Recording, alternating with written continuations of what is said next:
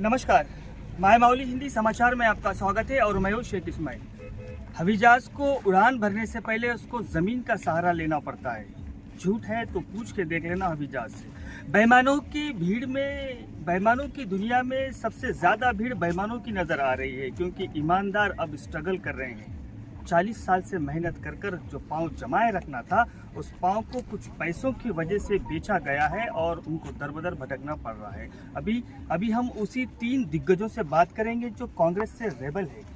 दर्शकों, ये ऐसे रेबल हैं जिनके खानदान पूरा लोगों की सेवा में लगा चुका है और जिन्होंने अपनी यानी बीवी को भी इसमें त्याग दिए चुके हैं। कई सारे ऐसे आरोप इन पर लग रहे हैं और कह रहे हैं कि ये अभी इस वक्त रेबल है और कुछ सवालात जवाबात इनसे पूछा करेंगे, क्योंकि एक सीट नहीं आने की वजह से ये रेबल किस तरह से आगे बढ़ रहे हैं, ये अपनी पार्टी से बागी क्यों बने, इन सब सवालों का जवाब इन 3 दिग्गज देंगे। आज हमारे कैमरे के सामने, माय माउली के कैमरे के सामने ये 3 दिग्गज है। आप सभी जानते हैं कि कांग्रेस से जो अध्यक्ष माने जाते हैं आदिलाबाद जिले के, वो साजिद खान, फिर दूसरी तरफ देखेंगे तब गणरत्न सुजाता और तीसरी तरफ संजू रेड्डी अभी इस वक्त अपने अंगूठी के निशान को लेकर घूम रहे हैं और अपना प्रचार प्रसार कर रहे हैं और कह रहे हैं कि असल कौन है और नकली कौन है।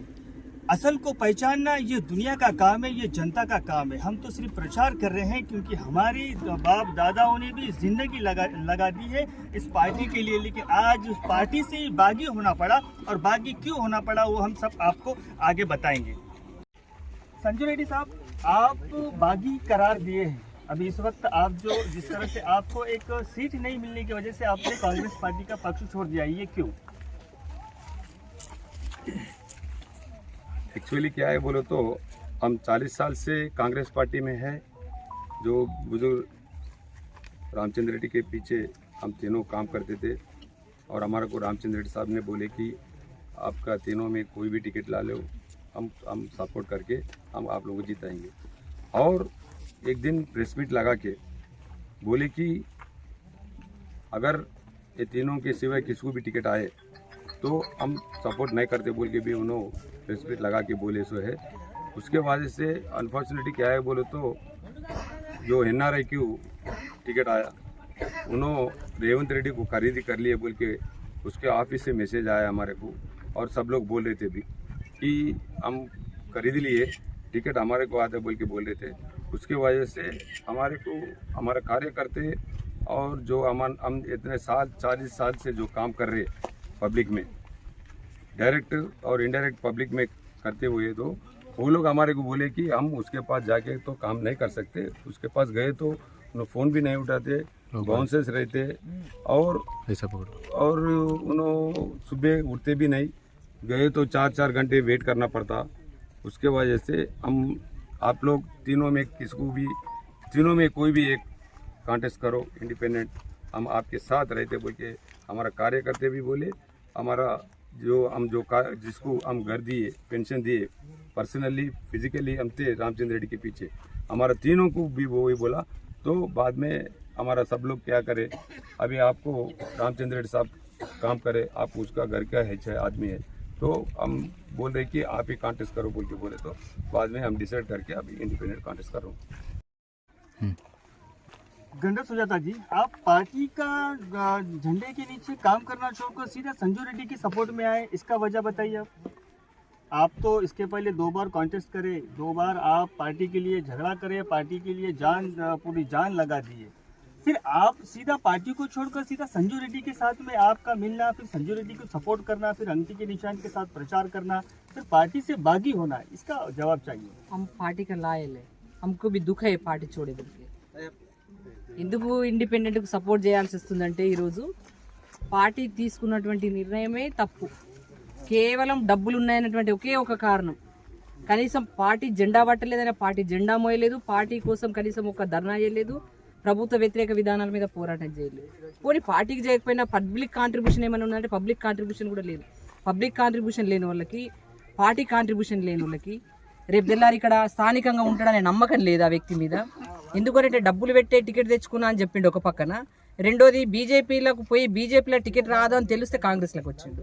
నిలకడలేని వ్యక్తి రేపు తెల్లారి ఆదిలాబాద్ నియోజకవర్గంలో ఉండడు, అమెరికాకి వెళ్ళిపోతాడు. మరి అలాంటి వ్యక్తికి సపోర్ట్ చేసి ఓటేస్తే మేము ప్రజలకు జవాబుదారు ఎవరు? రేపు ప్రజలకు ఏ సమస్య వచ్చినా కూడా మనం ప్రభుత్వం ఉండొచ్చు, ప్రతిపక్షంలో ఉండొచ్చు. ప్రభుత్వంలో ఉంటే ప్రజా సంక్షేమ పథకాలు ప్రజలకు అందించాలి, అభివృద్ధి ఆదిలాబాద్ నియోజకవర్గానికి అభివృద్ధికి నిధులు తీసుకొచ్చుకోవాలి. లేదు ప్రతిపక్షంలో ఉంటే ప్రభుత్వ వ్యతిరేక విధానాల మీద, పబ్లిక్ సమస్యల మీద పోరాటం చేయాల్సి ఉంటుంది. కానీ దేనికి సిద్ధంగా లేని వ్యక్తి బీజేపీలో టికెట్ రాదని తెలుస్తూనే కాంగ్రెస్లోకి వచ్చినోడు రేపు కాంగ్రెస్ నుంచి అమెరికాకి వెళ్ళిపోతాడో తెలియదు, కాంగ్రెస్ అధికారం రాకపోతే వేరే పార్టీలకు వెళ్ళిపోతాడో తెలియదు. అటువంటి వ్యక్తికి సపోర్ట్ చేయడానికి మాకు మనసు ఒప్పుకోలేదు. మేము ఇప్పటికి కూడా ఈ 10 రోజులకు మేము కాంగ్రెస్ వదిలేసి ఉండొచ్చు, కానీ ఆఫ్టర్ నవంబర్ 30 మేము మళ్ళీ కాంగ్రెస్లోకి వెళ్తాము, కాంగ్రెస్ పార్టీ తోటే ఉంటాము. కాంగ్రెస్ పార్టీని ఇడిచిపెట్టి ఎక్కడికి పోయలేదు. ఈ 30 రోజులు కూడా మేము ఇడిచిపెట్టేందుకు మాకు బాధగానే ఉంది. కానీ భవిష్యత్తులో కాంగ్రెస్ పార్టీని ఆదిలాబాద్ నియోజకవర్గంలో బలపరచుకోవాలంటే ఈ నిర్ణయం తప్పలేదు. మరి ఎప్పుడు కూడా పెద్దలు రామచంద్రారెడ్డి గారు మీ అందరికీ తెలుసు అభివృద్ధి చేసిండ్రు. ఆయన ధ్యేయమే ఆదిలాబాద్ నియోజకవర్గ ప్రజలకు ఏ రకమైనటువంటి అభివృద్ధి చేయాలి. ఆదిలాబాద్ జిల్లా రైతుల ఆధారిత ప్రాంతం. రైతులకు ఇరిగేషన్ అందించినట్టయితే వ్యవసాయ కుటుంబాలు వ్యవసాయం మీద ఆధారపడి ఉంటారు. ప్రభుత్వం మీద కానీ ఇంకొకరి మీద కానీ ఆధారపడకుండా ఉంటుందన్నటువంటి ఒక అవకాశంతో సోన్కార్ ప్రాజెక్ట్ చేయడం జరిగింది. అదేవిధంగా మత్తడివాగు ప్రాజెక్ట్ చేయడం జరిగింది, లక్ష్మీపూర్ రిజర్వాయర్ చేయడం జరిగింది. అట్లా అంటే అభివృద్ధి దిశగా ఆలోచనలు చేసేటటువంటి తత్వం ఉన్నటువంటి కుటుంబం నుంచి సంజీవ్ రెడ్డి గారు రావడం జరిగింది. తప్పకుండా అభివృద్ధి బాటలో నడిపించడానికి అవకాశాలు ఉంటాయి. మేము కూడా మద్దతు చేస్తే ఈ ఆదిలాబాద్ నియోజకవర్గంలో మా ముగ్గురికి కూడా ఏ గ్రామానికి ఏం కావాలన్నటువంటి ఒక అవగాహనతోటి ప్రజా సమస్యల మీద మేము ఎప్పుడు కూడా ప్రజల వెంటనే ఉన్నాం. కష్టంలో, సుఖంలో, దుఃఖంలో, ఈవెన్ కరోనా సమయంలో కూడా ఇంటోళ్ళు కూడా పేషెంట్ దగ్గరికి వెళ్ళలేనటువంటి సమయంలో కూడా మేము అందుబాటులో ఉన్నాం. తప్పకుండా మాకు ఒక నమ్మకం ఉన్నది, విశ్వాసం ఉన్నది. ప్రజలు ఈరోజు మా కష్టం కాదు, మనందరి కష్టంగా తప్పకుండా ఈరోజు కాంగ్రెస్ పార్టీని ఆదిలాబాద్ నియోజకంలో నిలబెట్టాలంటే ఉంగరం గుర్తునే గెలిపించాలి, స్వతంత్ర అభ్యర్థినే గెలిపించాలని ఒక స్పష్టతతోటి నియోజకవర్గ ప్రజలు ఉన్నారు. మేము కూడా ఆ స్పష్టతతోటే संजीव रेड्डी गारी सपोर्ट చేయడం జరుగుతుంది.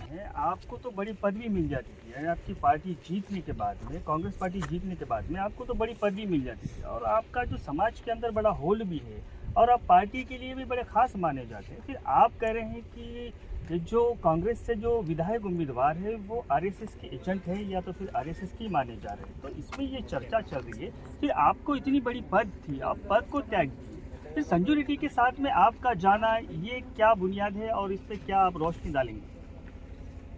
हम खाली इलेक्शन लड़ने और इलेक्शन में पैसे ला के खर्च करना या लोगों को बेवकूफ़ बनाना, फिर उसके बाद सियासत में लोगों की सर्विस नहीं देना, ऐसी सियासत को पसंद नहीं करते। हम सियासत को ऐसी पसंद करते हैं जो हमेशा दुख में सुख में लोगों के साथ रहे। इलेक्शन के 3 महीने 2 महीने या 1 महीने नमस्ते करे, पेट में मुंडी डाले, पैर पकड़े, एक्टिंग करे, ये एक्टिंग हमको नहीं आती। हम कई सालों से, मेरी बड़ी बहन 2018 में हार गई, कंटिन्यू सियासत में लगे हुए रही। मैंने 2014 में टिकट पूछा, 18 में पूछा, नहीं दिए तो भी जो सो जिसको टिकट दिए उसके लिए काम किया। आज भी हम काम कर सकते थे, लेकिन एक लॉयल कांग्रेसी होने की हैसियत से, एक नमाजी मुसलमान होने की हैसियत से, समाज में इज्जत रहने की हैसियत से मैं ऐसे शख्स को काम नहीं कर सकता जो शख्स कहता है कि अगर मैं मर गया तो मेरे ऊपर आरएसएस का कनवा डालो। हमने कई बार बोला है कि जो सो अपने स्टेटमेंट बदलो। आप ये बोलो कि जो सो जब मैं आरएसएस में था तो आरएसएस की बात करा, आज मैं सेकुलर आइडियोलॉजी और मैं जो सो कांग्रेस के साथ हूँ, कांग्रेस की आइडियोलॉजी से काम करना चाहता हूँ। नहीं, कोई स्टेटमेंट नहीं।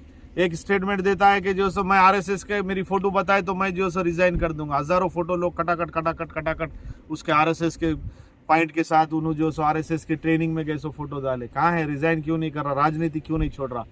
और हमारे जो कार्यकर्ता है बूथ लेवल, जो सालों से मेहनत करते हुए आए, वो लोग जाके देखे। वो प्राइम मिनिस्टर तो भी शायद मिल जाता होगा, चीफ मिनिस्टर तो भी जल्दी मिल जाता। 4-4 घंटे वेट कराना, किसी की इज्जत नहीं करना, किसी से बात नहीं करना और अहंकार, मेरे पास पैसे है मैं कुछ भी कर सकता हूँ बोल के बोलने के बाद वो कार्यकर्ता वापिस आकर हम तीनों को बोले कि तुम तीनों में से कोई डालो, नहीं तो कांग्रेस डूब जाती। ये शख्स को कोई वोट डालने वाला नहीं है, ये शख्स को कोई जिताने वाला नहीं है। फिर से आदिलाबाद में कांग्रेस का अंधेरा हो जाता। अगर कांग्रेस का उजाला चाहिए तो आप तीनों में से कोई डालो और जीतो, फिर कांग्रेस में आओ और कांग्रेस से हम मिनिस्टर मांगेंगे, कांग्रेस से हमारी पूरी डिमांड मांगेंगे। इंडिपेंडेंट जीत के गए तो और भी इज्जत बढ़ती और हम कांग्रेस ही है, कांग्रेस में रहेंगे बोल के जो सो कार्यकर्ताओं की डिमांड पे हम लोग ये करें। सियासत वो तो एक सेवा है, उसमें काम करते हुए आप कोई ओहदे की नीयत रख सकते हैं कि मुझे ये मिलना चाहिए, आप ये नियत रख सकते कि मुझे कुछ एमएलसी मिलना चाहिए या एमएलए मिलना चाहिए, लेकिन आप सर्विस ही नहीं करेंगे। खाली 3 महीने 2 महीने पहले आएंगे और कॉन्सेप्ट एक ही रखेंगे कि मैं एमएलए खड़ूंगा, जीतूंगा, ठीक है, दूसरा पार्टी में चलाऊंगा, हारूंगा, अमेरिका में चले जाऊंगा। ये सियासत नहीं है। हम ऐसी सियासत को पसंद नहीं करते, ऐसे लीडर को भी पसंद नहीं। हमारा पीसीसी प्रेसिडेंट रॉन्ग स्टेप लिया, वो टिकट बेचा, उसके भी खिलाफ बोल रहे हैं। किसी से डरने की जरूरत नहीं है, वापस कांग्रेस में जाएंगे। कांग्रेस किसी की जागीर नहीं है। हमारी सोनिया मैडम, राहुल जी और जो सो हमारा मल्लिकार्जुन करके उनकी कांग्रेस है, उनके पास जाएंगे, उनसे बात करेंगे। ऐसे रेवंत रेड्डी के जैसे बहुत पीसीसी प्रेसिडेंट आते बदलते जाते, लेकिन जो ईमानदारी से कांग्रेस को चला रहे हैं, आरएसएस से लड़ रहे हैं, वो राहुल जी, प्रियंका जी, मल्लिकार्जुन खड़गे और सोनिया जी है। उनसे जाके मिलेंगे। हम ऐसे लोग नहीं है कि इमीडिएट पार्टी छोड़ के दूसरा पार्टी में जाए, नहीं जाएंगे। हमारा खून कांग्रेसी है, हमारे बाप दादा कांग्रेसी है। हम कांग्रेस का काम करते हुए आए। NSUI, youth Congress, town president, minority chairman, 2 बार डीसीसी होते हुए किसी पार्टी का झंडा नहीं मालूम, किसी पार्टी का नहीं मालूम, सिर्फ कांग्रेस मालूम है। आज मैं आपको बोलना चाहता हूँ, गाँवों में जिस तरीके से हमारा वेलकम कर रहे हैं, गाँव में यही बोल रहे हैं कि काम करने वाले आप लोग है, ओरिजिनल कांग्रेसी आप है, आपको जिताएंगे, आपको मदद करेंगे। आदिलाबाद रूरल मंडल के हर गांव में माया मौली को बोलता हूं, जहां के पूछ लो, वो बोलते हैं कि ये इंदिराम्मा का घर आप दिए, रोड आप डाले, ये यहाँ पे करंट आपने दिया है, हमको नौकरी आपने दिया है, ये स्कूल आपने बनाया है। ये सोनकाश का प्रोजेक्ट भी जो सो आज जिस प्रोजेक्ट के पास माया वाली जो इंटरव्यू ले रहे, इस प्रोजेक्ट भी रामचंद्र रेड्डी साहब ने बनाया है। तो मैं ये बोलना चाहता हूँ, हमारा जो काम है बुनियादी काम है, बुनियादी लीडर है हम लोग। हवाई हाथ बता के चले जाने वाले नहीं है। अगर किसी के पास आता है, कोई आदिलाबाद आता है, हॉस्पिटल आता है तो उसके साथ हमेशा रहने वाली लोग हैं हम लोग। एक साथ ये बोला गया था कि जो सो झंडा पकड़े सो वाले को टिकट दियो, नहीं दिए। तो एक साथ मेरी बड़ी बहन, उन्होंने भी जनरल सेक्रेटरी को कुर्बानी दी है। वाकई आपकी बात सही है। मैं पूरे तेलंगाना में 33 जिलों में अकेला जिला प्रेसिडेंट हूँ। एक हैदराबाद छोड़ने के बाद, वाकई गवर्नमेंट बनने के बाद कुछ ना कुछ मिलता था, लेकिन उसकी कुर्बानी देने का एक ही मतलब है, आइंदा अगर ऐसे लोगों को टिकट दिया जाए तो कोई कांग्रेस का झंडा पकड़ने तैयार नहीं रहता। इसलिए नहीं रहता कि 3 महीने पहले काम करो, टिकट मिल जाता, पैसे है बोल के बोलो, झूठे बातें करो, मिल जाता। 4.5-5 साल कोई आपका झंडा नहीं पकड़ेगा, कोई पब्लिक की सेवा नहीं करेगा, कोई हक के लिए नहीं लड़ेगा, कोई कपास का भाव नहीं मिल रहा है तो नहीं लड़ेगा, कोई इंश्योरेंस नहीं मिल रहा है तो नहीं लड़ेगा, किसी की क्रॉप खराब हो गई तो कोई नहीं लड़ेगा, किसी के लिए हक के लिए, घर बनाने के लिए, रोड के लिए कोई नहीं लड़ेगा। कोई भी यही सोचेगा कि लास्ट दिनों में आओ, 2-3 महीने पहले कंदी श्रीनिवास रेड्डी के साथ पैसा फेंको और सियासत करो, ये एक ब्रांड बन जाएगा बोल के हम तीनों ने ये कुर्बानी दिया। क्योंकि अगर एक लीडर बोले तो पब्लिक के साथ होना, उसको जो सो कुर्बानी देने का जो सो जज्बा रहना, पब्लिक का सेवा करने का जज्बा रहना और हमेशा जो सो लोगों के साथ दुख सुख में रहना, ये जज्बा रहना बोल के ये कुर्बानी देकर उस कांग्रेस पार्टी के तेलंगाना के प्रेसिडेंट को भी बता दिए, कांग्रेस की हुकूमत आ रही तो भी हम कुर्बानी दिए। यहाँ के जो सो कंदी श्रीनिवास रेड्डी को भी बता दिए, तेरा पैसा मायने नहीं रखता, तू मायने नहीं रखता, हमारे कार्यकर्ता और हमारे आदिलाबाद कॉन्स्टिट्यूंसी के लोग ये मायने रखते हैं, पोस्ट मायने नहीं रखता बोल के हमने कुर्बानी दिया। मुस्लिम समुदाय के लिए आप क्या बोलना चाहेंगे? मैं मुसलमानों से, आदिलाबाद कॉन्स्टिट्यूंसी से मुसलमानों से एक ही गुजारिश करता हूं, मेरे भाइयों, मेरी बहनों, मेरी माओ, एक आदमी, अगर आप सच्चे मुसलमान हैं और मैं सच्चा मुसलमान हूं, तो एक आदमी ये कहता है कि मैं मर गया तो मेरे ऊपर आरएसएस का खंडवा डालो। कांग्रेस मुक्त भारत, मैं आरएसएस का एजेंट हूं, मैं आरएसएस का स्वयं सेवक हूं, मैं उसी स्कूल में पढ़ा हूं। मेरा मकसद है कि जो इस देश में हिंदुत्व का देश बन जाए। ऐसे आदमी को हम नहीं डालना चाहते। ये रामचंद्र रेड्डी साहब के, इन्हों भी रेड्डी है, इलेक्शन मैं जीतने वाला नहीं हूँ, इलेक्शन इन्हों जीतने वाले हैं, इन्हों भी रेड्डी है, इनका खानदान सेकुलर है। ये जिस दिन से पैदा हुए हिंदू, मुस्लिम, सिख, ईसाई सबको लेके चल रहे हैं। ये मेरी बड़ी बहन भी मुन्नूर कापू बीसी से ताल्लुक रखते, ये भी हिंदू है, लेकिन कभी ये नहीं बोलती कि जो सो इस राष्ट्र में हिंदू कानून लग जाए और हिंदू समाज बना जाए। नहीं, सभी लोग हिंदू, मुस्लिम, सिख, ईसाई, क्रिश्चियन, बुद्धिस्ट सब मिलके रहना बोल के बोल रहे। ऐ मुसलमानों, तुम याद रखना, अगर ऐसे लोगों को आप वोट डाल के जिताएंगे, फिर इसका भुगतान जिस तरीके से कांग्रेस पार्टी करने वाली है वो लोग भी जो सो करना पड़ता। क्योंकि ये शख्स अमेरिका के लोगों को बेवकूफ बना के इंडिया में मैं लोगों को रोजगार दे रहा हूं, मैं कंपनी लगाया हूं बोल के वहां की गवर्नमेंट से पैसे उठा लिया, वहाँ के एनआरआईओं से पैसे उठा लेके यहाँ किसी एक आदमी को रोजगार नहीं दिया, और हमेशा वही समझता है कि हर आदमी बिकता है, मैं खरीद लूंगा। तो ये मिसाल हम तीनों की है। अगर चाह तो खरीद सकता था, लेकिन हम नहीं बिके। इसलिए नहीं बिके कि हम पब्लिक के लीडर है, पब्लिक में जाएंगे, पब्लिक में वोट मांगेंगे, पब्लिक हमको जिताने वाली है, और असेंबली जाके आदिलाबाद कॉन्स्टिट्यूंसी के लोगों के जितने मसाइल हम पूरे करेंगे। गंगा सुजाता जी, आपके पास तो घोषणा पत्र भी नहीं है, ठीक है, आप तो रेबल है, ठीक है, कांग्रेस का घोषणा पत्र वो ठीक है, लेकिन आप जनता को किस हद से वोट मांगेंगे ये बताइए। हमको जनता के ऊपर विश्वास है, जनता को भी हमारे ऊपर विश्वास है। हम 5 साल अपोजिशन में थे, लेकिन पब्लिक को छोड़ के किधर भी नहीं गए। डेवलपमेंट के वास्ते उन्हें दो, पब्लिक इश्यूज के वास्ते उन्हें दो, हम गवर्नमेंट के ऊपर लड़े। लेकिन आने वाले दिन में हम कांग्रेस ही है, कांग्रेस 1 महीने के लिए छोड़े, लेकिन आने वाले दिन में फिर कांग्रेस में जाने का कंपलसरी। हम डेवलपमेंट के वास्ते गांव में क्या होना, लोगों को क्या होना, युवकों को क्या होना, महिला को क्या होना, हम पूरा इश्यूज मालूम है। वो इश्यूज के बारे में अपन आदिलाबाद कॉन्फ्रेंस के लिए कितना फंड होना, कैसा ला सकते हो, हमको पूरा क्लैरिटी है। हमारे ऊपर विश्वास है, पब्लिक को इन लोग चांस मिल गए, अपन वोट डाले, संजीव रेड्डी साहब जीत गए, कंपलसरी इन्हों डेवलपमेंट के वास्ते, लोगों के वास्ते करते बोल के विश्वास है। कंपलसरी हमको वोट डालने को पब्लिक तैयार है। हमको भी विश्वास है कांग्रेस गवर्नमेंट बनने के बाद, गवर्नमेंट या बनता या नहीं बनता लोगों के ऊपर डिपेंड रहेगा, लेकिन बनता बोल के हमको उम्मीद है कंपलसरी बनता। इससे पहले रामचंद्र साहब आदिलाबाद कॉन्फ्रेंस के लिए कैसा डेवलपमेंट के वास्ते सोचे, पब्लिक के लिए सोचे, वैसा वो सोच के बारे में हम भी वही सोच पे चल रहे। कंपलसरी हमारे ऊपर विश्वास है, लोगों को डालते। हमको भी एक क्लैरिटी है कैसा करना, हमारा कॉन्फ्रेंस कैसा डेवलप करना, हमको क्लैरिटी है, कंपलसरी करते हम। आपका तो पूरी फैमिली काश्तकार है, आपके पिताजी भी बिजनेसमैन थे, आपका राजनीति में ज़्यादा प्रभाव नहीं रहा। जब आपके मामा के ज़माने से आप 40 से 50 साल हो रहे हैं आप राजनीति में होते हैं, लेकिन इस वक्त सीधा एमएलए विधायक के लिए लड़ना, यानी विधायक के लिए सामने आ जाना, ये संजू रेड्डी एक बाम फोड़े वैसा हो गया। इसका वजह क्या है कि संजू रेड्डी के दिमाग में क्या आया कि अभी कांग्रेस अब डूब रही है, या तो फिर कांग्रेस पिछड़ रही है, या तो फिर कांग्रेस को सही कैंडिडेट नहीं मिला, इसलिए संजू रेड्डी सामने आकर हिम्मत दिखाकर सीधा विधायक के लिए लड़ना, इस पर कुछ रोशनी डालेंगे आप? हाँ, हम आपको एक ही बात बोलने वाले हैं कि हम 40 साल कांग्रेस में रह के हम पर्दे के पीछे थे। एक्चुअली पर्दे के पीछे 40 साल थे, अभी पर्दे के सामने आए, बिल्कुल आए।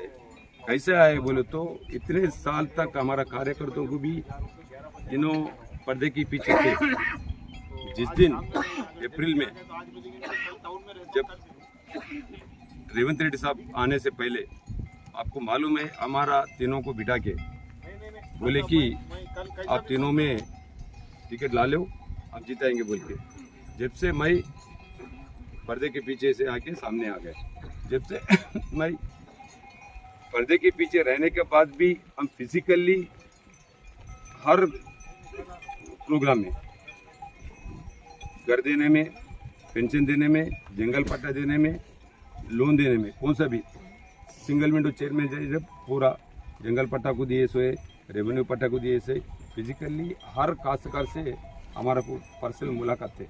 उसके वास्ते वो लोग हमारे ऊपर फोर्स करे कि आप कॉन्टेस्ट करो, आप इतने साल पर्दे के पीछे थे, आप सामने आ जाओ, और हमारे को भरोसा है आप बिल्कुल अच्छा हमारे को ये करते। जब पर्दे के पीछे रहे, जब इतना काम करे, पर्दे के सामने के आने के बाद बहुत अच्छा काम करते बोल के बोलने के बाद ही मैं अभी कैंडिडेट बन गया। सर, अब जनता से वोट कैसा मांगेंगे बताइए? जनता को वोट कैसा मांगेंगे बोले तो वो लोग ही मेरे को कड़ाई सो वाले हैं, वो लोग ही इंडिपेंडेंट बोले। और मेरा निशानी ऑलरेडी मैं जिस दिन मेरे को निशानी अलॉटमेंट हो गया तो 15 मिनट में पूरा सोशल मीडिया में पूरा हर गांव में पहुंच गया कि वो लोग मेरे को पूछे कि आपका निशानी आ गया हमारे पास, आप अंगूठी गया निशानी पे कॉन्टेस्ट करें बोल के वो लोग बोल रहे। तो हमारे को उतना कॉन्फिडेंस है कि हम वो लोगों के पीछे रहते, बिल्कुल वो लोगों के सामने, वो लोगों को बाजू को रह के जितना काम करे बोल के हमारे को वो लोग मदद देते बोल के मेरे को 100% कॉन्फिडेंस है, और होने वाले भी है, हमें जीतने वाले भी है। जनता को वोट कैसे मांगेंगे? गणेश सुजाता, जनता को वोट कैसा मांगेंगे आप? जनता के ऊपर हमको उम्मीद है, वोट मांगने के लिए गए जब हमको देखते थे उन लोग समझ रहे इन लोग कांग्रेस का है, लेकिन ये इलेक्शन में हम इंडिपेंडेंट है, वो लोगों को हम बता रहे इंडिपेंडेंट है, लेकिन आफ्टर इलेक्शन कांग्रेस में जाने का है। यहाँ पर कंपलसरी उन लोग हमको रिसीव कर रहे, उन लोग बोल रहे हम इंडिपेंडेंट को रिंग गुर्तु को वोट डालने वाला है। मेरा मतलब क्या है मैं बोलने का, अब कांग्रेस की बुनियाद पर ही वोट मांगेंगे, यानी जो घोषणा पत्र कांग्रेस की है, आप कह नहीं, रहे थे वैसा कि- नहीं అట్లా కాదు, కాంగ్రెస్ కా బునాది మాకున్నది, కాంగ్రెస్ బునాది మీద మేము ఉన్నాము, భవిష్యత్తు కూడా కాంగ్రెసే. కానీ ఈ ప్రజెంట్ పొజిషన్లో కాంగ్రెస్ క్యాండిడేట్ అనే వ్యక్తి ప్రజా సమస్యల మీద తెలియనోడు, ప్రజా సమస్యల గురించి అవసరం లేనోడు, కేవలము ఎన్నికలే ప్రధాన లక్ష్యంగా, డబ్బే ప్రధాన లక్ష్యంగా వచ్చినోడు, వాణ్ణి ఇక్కడ మనం రిసీవ్ చేసుకుంటే కాంగ్రెస్ పార్టీకి భవిష్యత్తులో కష్టమవుతుంది. మనం కాంగ్రెస్ ఏదైతే డెవలప్మెంట్ కార్యక్రమాలు ఇస్తున్నామో అవి చెప్తాము. స్థానికంగా ఆదిలాబాద్ నియోజకవర్గానికి వచ్చి ఎప్పుడు కూడా ప్రజల మధ్య మేముంటాం అన్నటువంటి విశ్వాసం వాళ్ళకి కల్పిస్తాం, ప్రజలతోటి మేముంటాం అన్నటువంటి నమ్మకాన్ని మేము కల్పిస్తాం.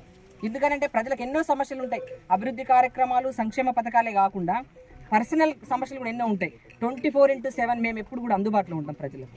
ఆ నమ్మకాన్ని కల్పిస్తూ మేము ప్రజలకు ఏ టైంలో రాత్రి 12 గంటలు కాదు 2 గంటలకు ఫోన్ చేసినా మేము ఫోన్ లేపి వాళ్ళ కష్ట సమయంలో వాళ్ళ పక్కన మేము ఉంటామన్నటువంటి నమ్మకం వాళ్ళకు ఉంది. ఆ నమ్మకాన్ని కలిగిస్తాం. మేము ప్రత్యక్షంగా పరోక్షంగా ఎప్పుడు కూడా వాళ్ళ పక్కన ఉంటామన్నటువంటి ఒక నమ్మకాన్ని మేము తెలియజేసి మేము ఈరోజు ఓట్లు అడుగుతున్నాం. ఆ నమ్మకాన్ని వాళ్ళు వ్యక్తపరుస్తున్నారు మా మీద. తప్పకుండా మాకు పట్టం కడతారు. గ్రామాలకు పోయినప్పుడే మాకు అర్థమవుతుంది మీ పక్షాన మేమున్నామని చెప్పడానికి ప్రజల ముందరికి వస్తున్నారు. मैडम, आप बार बार कहते रहते हैं कि एक आदिलाबाद का चोर, फिर आदिलाबाद का, फिर और एक चोर, फिर तीसरा इंटरनेशनल चोर. ये तो मैं समझ चुका हूँ, लेकिन जनता को आप खुल के बताएंगे कि ये 3 चोर कौन कौन है? बीआरएस जोगरामन्ना, 1, बीजेपी पायल शंकर, 2. कांग्रेस कंदी श्रीनिवास रेड्डी. अच्छा, इंटरनेशनल चोर यानी कांग्रेस से कंदी श्रीनिवास रेड्डी. ये आप प्रूफ कर सकते हैं मैडम? यस, बताइए. कंदी श्रीनिवास रेड्डी के बारे में बोलती हूँ मैं. नहीं, आप तीनों का भी नाम लिया, आप तीनों के भी बारे में कुछ थोड़ी रोशनी डालेंगे, इससे जनता को भी समझने में आसानी हो जाएगी. జోగురామన్న 15 సంవత్సరాలు ఎమ్మెల్యే, 5 సంవత్సరాలు మంత్రి ఏంది అటవీ శాఖ మంత్రి. అటవీ శాఖ అంటే ఆదిలాబాద్ అడవుల జిల్లా అంటే మొత్తం పచ్చదనంతో ఏర్పడి ఇప్పటికి ఎన్నో చెట్లు పెరగని ఉండే. కానీ ఆయన హయాంలో ఒక పక్క మొక్కలు నాటే కార్యక్రమంలో కూడా ఆయన కొన్ని లక్షల మొక్కలు నాటినని చెప్పిండు. ఎక్కడ కూడా కనీసం 1000 మొక్కలు కూడా కనిపిస్తలేదు. ఒక పక్క మొక్కలు నాటే దాంట్లో అవినీతి, రెండో పక్కన అడవిని నరికి బహిరంగంగా పట్టుబడి కల్పన అమ్ముకుంటున్నారని తెలిసినా కూడా ఎలాంటి చర్యలు జరగలేదు. కంటిన్యూ కల్పన నరికేసుడు. అంటే పచ్చగా ఉన్నటువంటి అడవిని నరికిండు. ఆయన పెట్టినటువంటి మొక్కలు ఎక్కడా పెరగలేదు, పచ్చగా లేదు. అంటే ఆయన అవినీతి ఎంతో ఉన్నదనేది అర్థమవుతుంది. మరి ఆయన జీవిత చరిత్ర తీస్తే కూడా గతంలో ఏంటిది జోగురామన్న, ఈ 15 సంవత్సరాలు ఏంటిది అనేది ప్రజలందరికీ తెరిచిన పుస్తకం లాగా మేము చెప్పకుండా ఆయన అవినీతి అనేది అక్కడ బయటపడుతుంది. ఒక దొంగంకర్ అనే వ్యక్తి మేము ఒక్కల మనుడు కాదు, రియల్ ఎస్టేట్ బిజినెస్ చేస్తూ ఏ రకంగా ప్రభుత్వ భూముల్ని దోచుకుంటున్నారు. దాంట్లో ఇంకిద్దరు మిలాఖత్, జోగురామన్న పాయల్ శంకర్ మిలాఖత్ దోచుకుంటున్నారు. ఇంటర్నేషనల్ దొంగ కంది శ్రీనివాస్. అక్కడ ఆయన ఏంటంటే నేను ప్రజాసేవకు నేను ఒక ముసుగులు వచ్చిండు. సేవ అనేది చెప్పుకుంటే వచ్చేది కాదు, ఏళ్ల తరబడి చేస్తే కూడా తరగంది. ఆస్తులు తరుగుతాయేమో కానీ సేవ తరగంది. అటువంటి సేవ ముసుగులో వచ్చినటువంటి వ్యక్తి ఎన్ఆర్ఐగా చెప్పుకుంటున్నాడు కదా. అమెరికాలో ఆయన పెట్టినటువంటి కంపెనీలో ఆదిలాబాద్ నియోజకవర్గానికి సంబంధించినటువంటి ఎంతమందికి యువకులకు ఉద్యోగాలు ఇచ్చారు? ఎవరికి ఉద్యోగాలు ఇవ్వలేదు. కానీ కరోనా సమయంలో పీక్ పాయింట్లో కూడా అక్కడ గవర్నమెంట్ ఆయన దగ్గర చేసినటువంటి ఉద్యోగస్తులకు జీతాలు ఇవ్వమని ఇస్తే ఆ జీతాలని కూడా ఇవ్వకుండా ఆ డబ్బును తీసుకొచ్చి ఇక్కడ రియల్ ఎస్టేట్ బిజినెస్ చేసి ఆదిలాబాద్లో 2 ఆఫీసులు పెట్టిండు. ఆదిలాబాద్లో నా దగ్గర ఇంతమంది ఉద్యోగులు ఉన్నారని చెప్పేసి ఒక్క ఆఫీస్లో కనీసం టెలిఫోన్ కుర్చీ కూడా లేదు, కేవలం బోర్డు ఉంది. అంటే ఇలాంటి అవినీతి పరుడు అనేది తెలియజెప్పడానికే ఆయనకు సేవా ఉద్దేశం ఉంది కదా. కరోనా సమయంలో ఆయన కాంట్రిబ్యూషన్ ఏంది? ఆదిలాబాద్కి పార్టీకి కాంట్రిబ్యూషన్ లేకపోయింది, పబ్లిక్ కాంట్రిబ్యూషన్ ఏంది? కనీసం ఒక మాస్క్ అని ఇచ్చండి ఎక్కడన్నా. మేము చెప్తున్నాం గర్వంగా, మేము ప్రభుత్వంలో ఉన్నా లేకపోయినా మా వంతుగా నిత్యావసర సరుకులు ఇచ్చినాం. మా పెద్దలు సాజిద్ ఖాన్ గారు గ్యాస్ ఆక్సిజన్ ఇచ్చిండ్రు. అట్లా ఎవరికి మన పక్కన వాళ్ళు ఎందరో మంది చూసినాం. 100 రూపాయల కూలీ కూడా పక్కింటోనికి 1 కిలో టమాటాలు ఇచ్చినటువంటి సందర్భాలు చూసినాం. కానీ ఈయన ఒక 1/4 కిలో చక్కెర ఇవ్వలేదు, చెట్టాకు చాపత్తి ఇవ్వలేదు, ఎవరికి ఒక మాస్క్ ఇవ్వలేదు. అంటే సేవా ముసుగులో వస్తున్నటువంటి ఒక గజ దొంగ, ఇంటర్నేషనల్ దొంగ. అమెరికానే దోసుకొని వచ్చినోడు మన ఆదిలాబాద్ని దోసుకోవడం ఇది ఇంకా ఈజీ ఆయనకు. అంటే అమాయకమైన ప్రజలు, కానీ ఆదిలాబాద్లో ఉన్నటువంటి ప్రజలు అమాయకులు అనుకుంటున్నాడు ఆయన. కానీ అమాయకులు కారు, తెలివైనటువంటి ఓటర్స్ అనేది ఈ ఎన్నికల్లో ఆదిలాబాద్ ప్రజలు నిరూపిస్తారు. తప్పకుండా మాకు ఒక విశ్వాసం ఉంది. ఈ గజ దొంగలు అని నిరూపించడానికి ఎట్లా ఉంటుందంటే, ఒక శాస్త్రం తెలుగులో ఒకడు గుడిని మింగినని చెప్తారు, ఒకడు గుడి లింగాన్ని మింగుతారని చెప్తారు, ఈయన గుడి శిఖరాన్ని కూడా మింగిస్తాడు.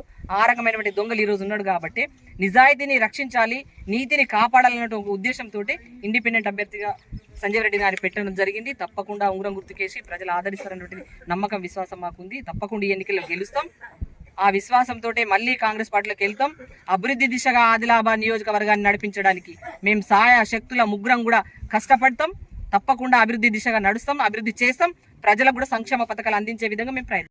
दर्शकों, ये थे 3 दिग्गज और इनसे हमने बात की और इन तीनों का भी कहना है वक्त तो वक्त पर बदलता है, लेकिन इंसान किसी भी वक्त बदल सकता है। जैसा कि मिसाल दी कंदेश श्रीनिवास रेड्डी की, पहले बीजेपी में थे, फिर उसके बाद में कांग्रेस में आए। अगर कांग्रेस में भी इनका हाथ नहीं जमा तो ये और किसी पार्टी में जा सकते, ऐसे ये 3 दिग्गज कह रहे हैं। और कहते हैं कि एक चोर, दूसरा सीना चोर और तीसरा इंटरनेशनल चोर। इस पे भी रोशनी डाली गणेश सुजाता ने। और हम संजू रेड्डी से भी बात की है कि अब तक आप तो पीछे थे, पर्दे के पीछे थे, लेकिन सडनली आपका बम फूटना यानी आप सामने जाहिर होना, ये आपकी लालच है क्या? इसके बारे में भी बात की। और साजिद खान सीधे तौर पर कहते हैं कि जिस तरह से लोगों को ढका जा रहा है, जिस तरह से जनता को पैसे के नाम पर बोला जा रहा है, ये एक सिर्फ एक्टर है, ये सिर्फ एक्टिंग कर रहे हैं, इनको तो ऑस्कर अवार्ड मिलना चाहिए, ऐसा साजिद खान का भी कहना है। दर्शकों, इस वक्त असल कौन है, नकल कौन है? जो 40 साल से मेहनत कर रहे हैं, जो 40 से 50 साल से बुजुर्गों से लेकर तो कांग्रेस के छत्र छाया में जाकर कई सारे अभिवृद्धि काम यानी विकास काम किए हैं। हर गांव गली गली जहां पर भी काम किए वो कांग्रेस की सत्ता में होकर ही किए हैं।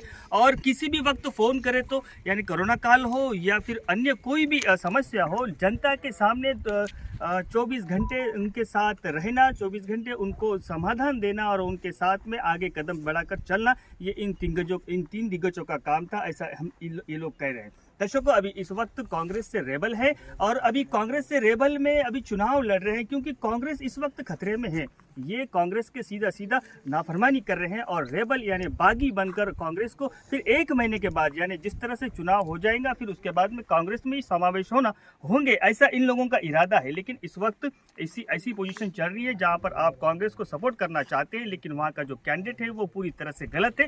इन 3 दिग्गज नेता कह रहे हैं और कई सारे बातें इनके सामने आए हैं और कह रहे हैं कि हम अंगूठी के निशान जो संजीव रेड्डी है एक सादगीपूर्ण इंसान है, यानी एकदम सादा आदमी है। जिंदगी पूरी इन्होंने लोगों की सेवा के लिए इनके मामा से यानी जिसको बड़े साहब कहते थे, बड़े साहब से लेकर तो एक परिवार से एक कैंडिडेट को खड़ा किया गया है, क्योंकि रामचंद्र रेड्डी का जो नाम है वो फिर से आगे बढ़े, क्योंकि उनके वारिस संजू रेड्डी को सामने खड़े करके इनका निशान जो है वो अंगूठी का बताया जा रहा है। और इस अंगूठी के निशान को ज़्यादा से ज़्यादा लोग वोट देकर सामने लाएं और कांग्रेस को यानी फिर से कांग्रेस जब आएंगी ये फिर कांग्रेस में ज्वाइन होंगे, फिर वो कांग्रेस को और मजबूत बनाए, ऐसा इन लोगों का कहना है। धन्यवाद। पर आप बने रहिएगा मायमावली हिंदी समाचार के साथ। फिर से एक बार इलेक्शन के 2 दिन पहले इन 3 दिग्गजों से फिर से एक बार मुलाकात होंगी, फिर क्या हवा है, क्या चर्चा है, क्या रूट चल रहा है, ये सब हम आपको आगे जानकारी देंगे। धन्यवाद। पर आप बने रहिएगा मायमावली हिंदी समाचार के साथ।